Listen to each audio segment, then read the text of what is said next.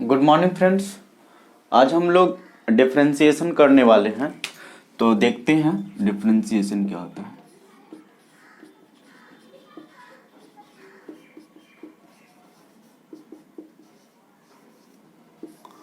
तो friends, differentiation समझने से पहले हम लोग चेंज समझते हैं।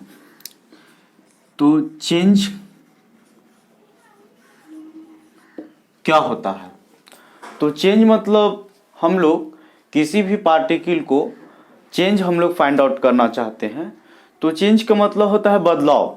तो जब दोस्त हम लोग किसी भी पार्टिकल को जब 2 बार ऑब्जर्व करेंगे तभी हम किसी पार्टिकल में चेंज फाइंड आउट कर सकते हैं। तो अगर जो मान ली जाए कि कितना चेंज हुआ, इसके लिए पहला बार जो हम ऑब्जर्व किए उसको देखे, उसको इनिशियल कहते हैं, और जो दूसरा बार देखे उसको फाइनल कहते हैं। तो चेंज निकालने के लिए जो चेंज होता है वो होता है फाइनल और माइनस में इनिशियल। चेंज को हम लोग क्या लिखेंगे? फाइनल माइनस में इनिशियल। दोस्त, जो चेंज होता है वो 2 तरह का होता है। एक होता है सिग्निफिकेंट चेंज, सिग्निफिकेंट चेंज, और दूसरा होता है very small change, very small change. Friends, जो सिग्निफिकेंट चेंज है उसको हम लोग डेल्टा से डिनोटेट करते हैं। इसको क्या पढ़ते हैं दोस्त? इसको हम लोग डेल्टा पढ़ते हैं। और जो बहुत वेरी स्मॉल चेंज है इसको हम लोग डी से डिनोटेट करते हैं, और इसको रीड करते हैं स्मॉल डी। इसको क्या डिनोटेट करते हैं दोस्त? Small D. तो फ्रेंड्स, हम लोग इतना चीज़ समझ गए कि जो चेंज होता है वो final value minus initial value. तो ये हम लोग चेंज कर दिया, और चेंज जो हो गया वो 2 टाइप का हो गया। एक सिग्निफिकेंट चेंज हो गया और एक वेरी स्मॉल चेंज हो गया। सिग्निफिकेंट चेंज को हम लोग डेल्टा से डिनोटेट करते हैं, और जो वेरी स्मॉल चेंज होता है उसको हम लोग स्मॉल डी से डिनोटेट करते हैं। फ्रेंड्स, अब हम लोग एक बात और समझते हैं कि अगर जो मान ले जाए कि कोई चीज़ चेंज हो रहा है, तो कोई चीज़ चेंज हो रहा है इसका मतलब किसी के रिस्पेक्ट में चेंज हो रहा है। तो अब यही टर्म को मैं दूसरे फॉर्म में लिख दूं, तो देखिए फ्रेंड्स, हम लोग अब देखिए ऐसा यदि लिखा हुआ है तो इसका मतलब हम लोग समझेंगे क्या कि ये डेल्टा एक्स ये लिखा हुआ है। ये क्या लिखा हुआ है फ्रेंड्स? Delta x. तो इसका मतलब हम लोग क्या समझेंगे? डेल्टा एक्स लिखा हुआ है, इसका मतलब हम लोग समझेंगे कि significant change, significant change, significant change in x. इसका मतलब हम लोग क्या समझेंगे फ्रेंड? डेल्टा एक्स लिखा है, इसका मतलब सिग्निफिकेंट चेंज इन एक्स। अच्छा, मान ले जाए कि डेल्टा टी लिखा हुआ है, इसका मतलब हम लोग क्या समझेंगे कि सिग्निफिकेंट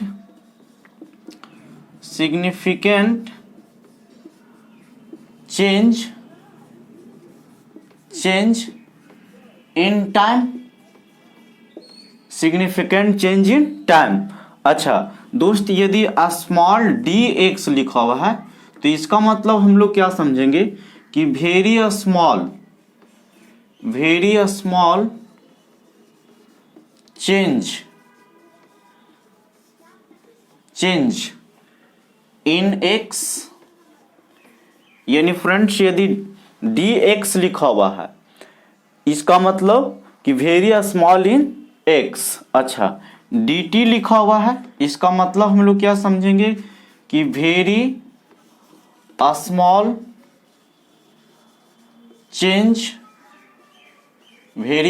चेंज इन टाइम। हम लोग ऐसा समझेंगे। तो फ्रेंड्स, हम लोग डेल्टा और स्मॉल डी ये दोनों चेंज को शो करता है, लेकिन जो डेल्टा होता है वो सिग्निफिकेंट चेंज को शो करता है, और जो स्मॉल डी होता है वो एक वेरी स्मॉल क्वांटिटी को शो करता है। अब दोस्त, मान ली जाए कि कोई चीज़ चेंज हो रहा है तो वो किसी के रिस्पेक्ट में चेंज हो रहा है, तो इसको हम लोग कैसे लिखते हैं ये चीज हम लोग समझते हैं। तो फ्रेंड्स ये हम लोग देखिए, जैसे मान ले जाए कि ये क्या लिखा हुआ है अ स्मॉल डी, तो इसका मतलब और एक हम लोग चीज समझेंगे कि जहाँ पे स्मॉल डी है ये ये जो है it show very a small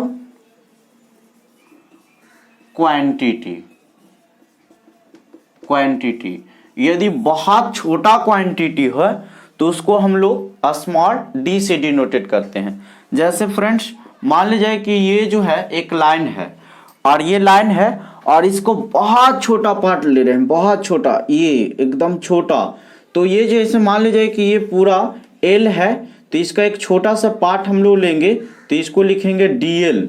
इसको क्या लिखेंगे फ्रेंड्स डीएल।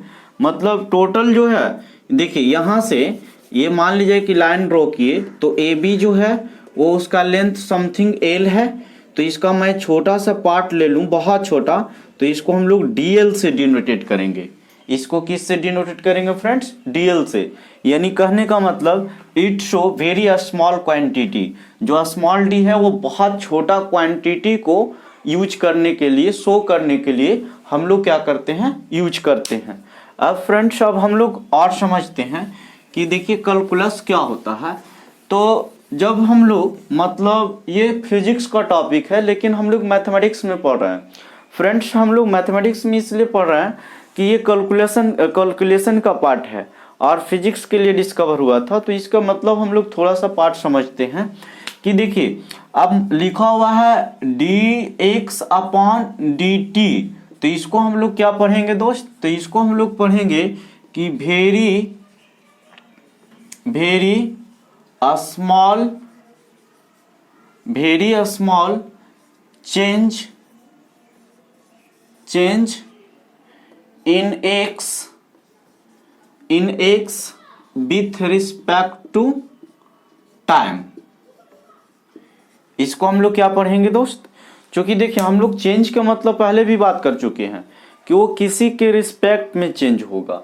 मतलब जैसे हम लोग अपना एज लिख लीजिए तो टाइम के बॉडी का जो बॉडी में हमारा चेंज हो रहा है और टाइम के रिस्पेक्ट में जैसे जैसे मतलब साल बीतते जा रहा है वैसे वैसे बॉडी का कंस्ट्रक्शन चेंज हो रहा है। तो हम लोग इसका मतलब कि very small change in x with respect to time, यानी ये हम लोग समझेंगे। तो देखिए डिफरेंशिएशन जो है हम लोग शॉर्ट में समझेंगे कि कैलकुलस का दो पार्ट, एक इंटीग्रेशन होता है और दूसरा डिफरेंशिएशन होता है। तो डिफरेंशिएशन एक ऐसा मशीन है जो कि किसी भी पार्ट को छोटे छोटे पार्ट में कट कर देता है और इंटीग्रेशन उसको ऐड कर देता है, ये हम लोग समझेंगे। तो अब देखिए इसको सॉल्व कैसे करते हैं ये चीज हम लोग समझेंगे।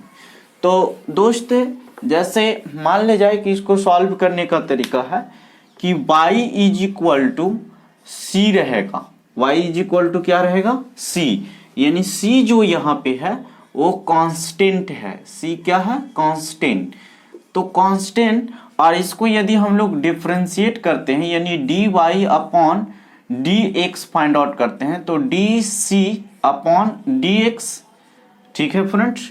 तो इसका जो डिफरेंशिएशन होता है वो जीरो होता है, यानी हम लोग समझ जाएंगे कि किसी भी कांस्टेंट का जो डिफरेंशिएशन होता है वो क्या होता है जीरो। यानी एग्जाम्पल हम लोग समझते हैं कि एग्जाम्पल क्या हो सकता है। तो फ्रेंड्स यदि d4 अपॉन dx यानी कांस्टेंट है तो इसको आंख बंद करके हम लोग क्या लिख देंगे जीरो, क्योंकि 4 जो है वो क्या है कांस्टेंट है। तो कांस्टेंट का डिफरेंशिएशन क्या होता है दोस्त जीरो। अच्छा हम लोग पहला देख लिए। अच्छा दूसरा हम लोग देखते हैं कि यदि पहला यहाँ पे देख लिए फ्रेंड्स, तो इसको हम लोग ऐसे लिख सकते हैं। अब हम लोग दूसरा देखते हैं कि दूसरा क्या होता है।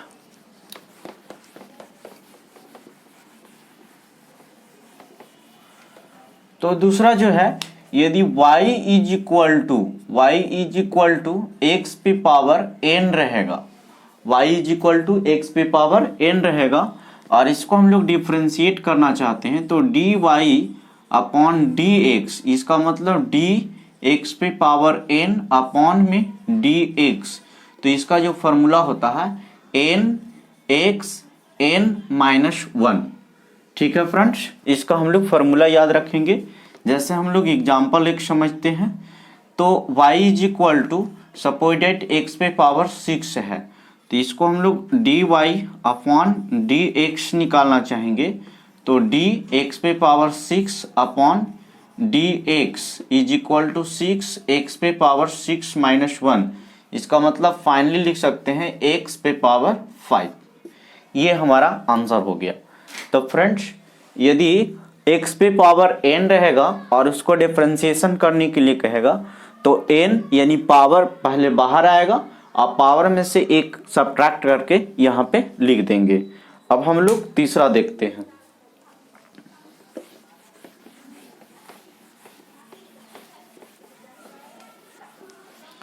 फ्रेंड्स यदि मान लिया जाए कि y is equal to x रहेगा, ठीक है, तो फ्रेंड्स हम लोग ऐसे लिखेंगे कि dy अपॉन dx, तो यहाँ पे dx y की जगह पे x है अपॉन dx, यानी ये दोनों सेम मिल जाएगा तो इसका डिफरेंशिएशन क्या हो जाता है 1 हो जाता है।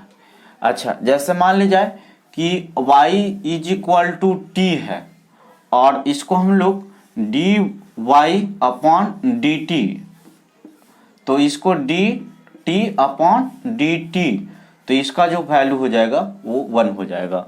एग्जाम्पल हम लोग ऐसे समझ सकते हैं, जो भी मैच करेगा यानी ऊपर और नीचे का जो भी मैच करेगा सेम रह जाएगा तो उसका डिफरेंशिएशन कितना हो जाता है फ्रेंड 1 हो जाता है।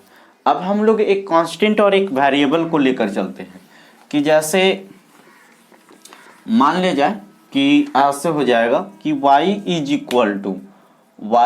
इक्वल टू cx, यहाँ पे c जो है वो क्या है फ्रेंड्स कांस्टेंट, c जो है वो क्या है कांस्टेंट है और x जो है वो क्या है वेरिएबल, यानी दो हम लोग देख लिए, एक कांस्टेंट है और दूसरा वेरिएबल है।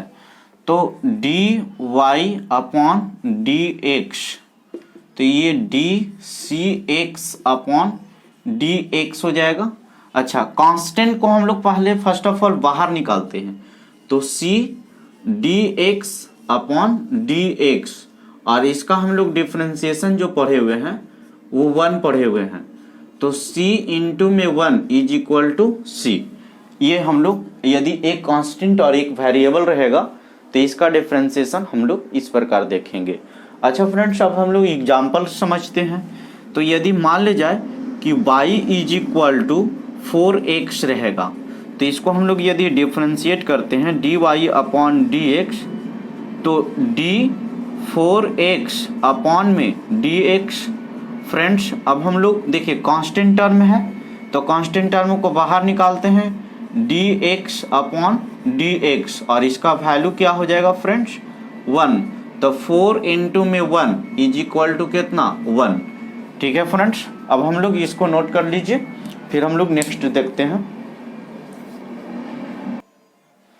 तो फ्रेंड्स आगे देखते हैं कि यदि y is equal to u plus minus v plus minus w रहेगा तब क्या करेंगे। तो फ्रेंड्स पहले हम लोग इसको लिखते हैं कि dy अपॉन dx निकालना है, तो du plus minus v plus minus w upon dx, तो इसको दोस्त क्या करते हैं dd लगा के अलग कर देते हैं, तो du अपॉन dx और plus minus dv upon dx plus minus dw upon dx। ठीक है फ्रेंड्स, हम लोग ऐसे इसको कर देते हैं। अब एक एग्जांपल लेते हैं कि जैसे फ्रेंड्स हमारा एग्जांपल है कि y is equal to 4x plus में 4x स्क्वायर प्लस में 6x प्लस माइनस 3, ये रह जाएगा। तो इसको हम लोग डिफरेंशिएट करना है तो लिखेंगे dy अपॉन में dx is equal to d 4x² plus में 6x माइनस में 3 और डिवाइडेड बाई में dx, यानी x के रिस्पेक्ट में हम लोग इसको डिफ्रेंशिएट कर दें। तो first of all friends d लगा के इसको अलग करते हैं, तो d 4x² अपॉन में dx plus d 6x upon में 6x minus d3 upon dx। Friends इतना तक लिख लीजिए। अब हम लोग कांस्टेंट टर्म को बाहर निकालते हैं, तो कांस्टेंट टर्म यहाँ पे 4 हो गया, तो 4dx² अपॉन में dx प्लस d, अच्छा यहाँ पे 6 को बाहर निकालते हैं, तो 6dx अपॉन dx माइनस यहाँ कांस्टेंट टर्म है तो इसको डायरेक्ट हम लोग कर देंगे। अच्छा ये जो है हमारा x पे पावर n है, तो इसको 4 इंटू में n यानी 2 और 2 माइनस 1, अच्छा प्लस में इसका डिफ्रेंसिएशन हम लोग जैसे जानते हैं 1, तो 6 इंटू 1 और इसका क्या 0, तो ये हो जाएगा 8x 1 हो जाएगा प्लस में 6, यही आंसर हो जाएगा फ्रेंड्स। और हम लोग नेक्स्ट डे देखेंगे, आज फिर इतना ही रहने देते हैं।